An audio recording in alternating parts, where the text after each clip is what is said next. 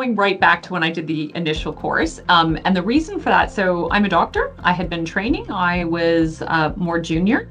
And the reality is that there's not a lot of leadership development in medicine, despite what people think. And there is an expectation that because you're a doctor, you're a leader. And that is actually very incorrect, and I think causes a lot of stress for doctors unnecessarily versus them just being able to get some more training in that space.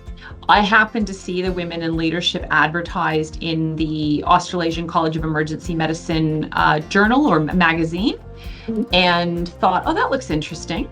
So I approached my director to see whether that was something that the department would support. And he encouraged me to apply for the scholarship, but also said, why don't you put a business case in to the executive team, and then we might be able to fund the rest of it.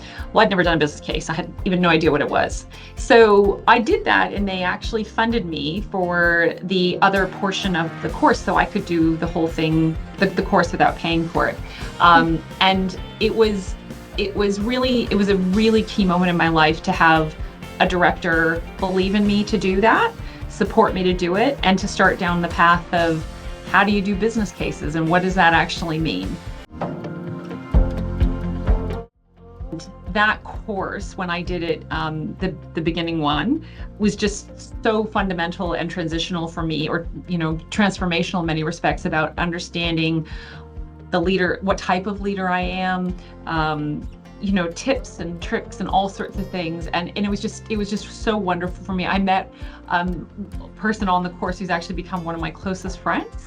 And I've taken everything from that course through me as I have advanced through my own career. I transitioned just under 2 years ago into medical administration out of my 20-year clinical career.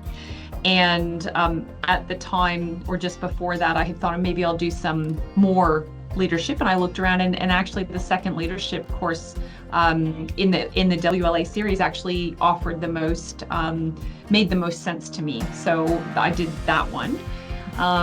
And then I've now moved into my current role as an executive, and my professional development requires, doing some more work. And again, the executive course looked really good to me. And so I thought, you know what, why don't I just top it off and do that one as well? So I'm really excited to start next week.